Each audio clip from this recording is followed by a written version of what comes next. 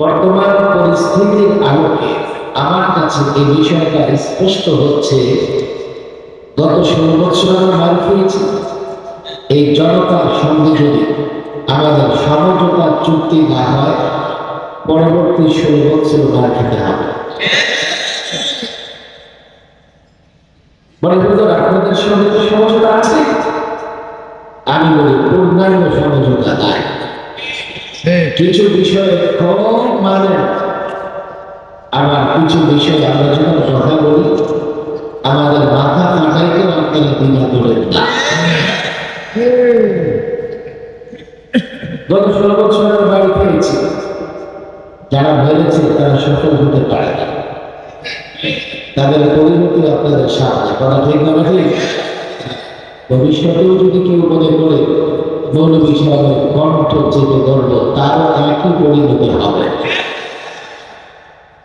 কিন্তু আমরা তো কারো এই ধরনের পরিণতি চাই না।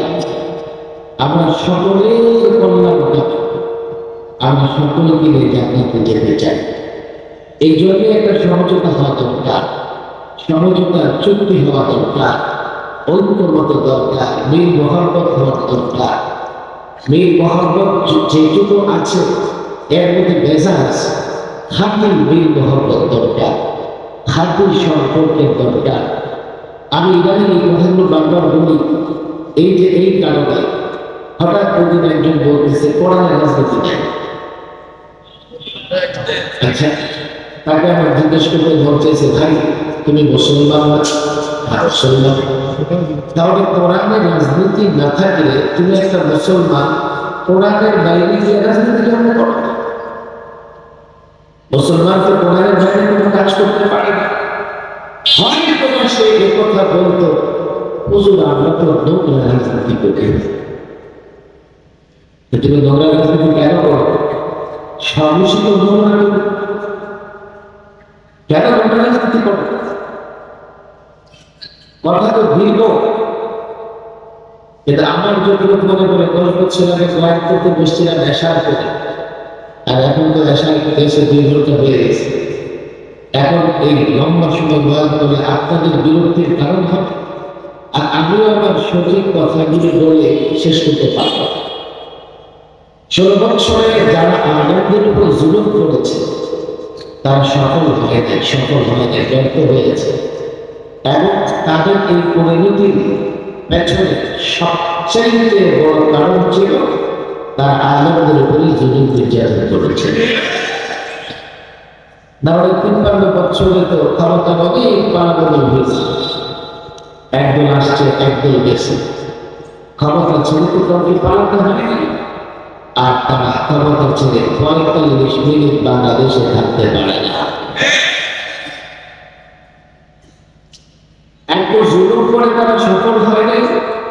দ্বিতীয়ত আমরা জুলুম সহ্য করে ব্যর্থ হয়ে নাই, কষ্ট হয়েছে জেলখানা।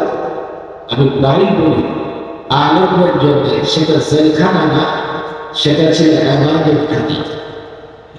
ইবাদত খানা বাইরে আলেমদের কত ব্যস্ত, জেলখানা সারাদিন ওয়ালাইকুম তেলাওয়াত করেছে, তাসবিহাত পাঠ করেছে।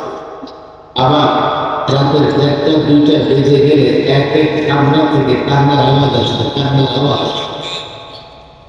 72 জন আলেম আমরা কাশিমপুর হাই সিকিউরিটি 4 নম্বর জেলে ছিলাম। একবার কেন্দ্রীয় কারাগার কেরানীগঞ্জে জীবন ছিলাম। রাতের বেলা প্রত্যেক কামরা থেকে তো তার জন্য করে কান্নাকাটি হইতেছে, কেউ দাঁড়ায় তেলাওয়াত করতেছে, কাঁদতেছে, কেউ রুকুতে পড়ে আছে কান্না করতেছে, কেউ সেজদায় পড়ে কান্না করতেছে। এক এক কামরা থেকে কান্নার আওয়াজ হয়ে গেছে বড়। পুরো জেলখানা কখন তৈরি হয়ে গেছে, জেলার পছন্দ দৌড়ে এসেছে। কি বুঝবে আপনাদের?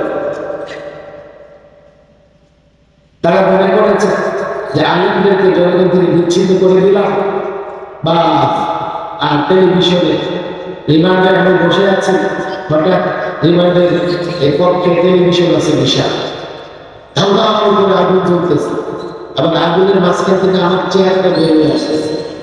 এই যে উনি নাশকতা করছে, আগুন জ্বালাইছে। চেষ্টা করেছে জনগণ থেকে আলেমদের বিচ্ছিন্ন করতে, কিন্তু জনগণ আলেম থেকে বিচ্ছিন্ন হয় নাই, বরং বাংলাদেশে এখন সবচাইতে জনপ্রিয়তার জায়গায় ওলামায়ে কেরাম আছে। চেষ্টা করেছে আলেমদের কষ্ট দিতে, আমাদেরকে আইসোলেট করা হয়েছিল, অর্থাৎ বারান্দা লক করে দিয়ে 24 ঘন্টা ছোট্ট একটা জায়গায় রেখে দিয়েছে আলেমদের কি করে কষ্ট দেওয়া যায়, আলেমদেরকে কত কষ্ট রাখা যায়। আলহামদুলিল্লাহ জেলখানার মাঝে মাঝে তো পরেশানি আসছে, আল্লাহ তাবারক ওয়া তাআলা একটা ইনাত দিয়েছিলেন। এতদিন কি করে জেলখানায় ছিলাম আমার নিজের বিশ্বাস হয় না। চেষ্টা করেছে তারা, কেন আলেমদের উপর কেন টর্চার করেছে। দেখেন আমি এই কথা প্রায় বলি, আমার বিরুদ্ধে তারা আমাদের জুবাইর সাহেব লম্বা সময় জেলখানায় ছিলেন।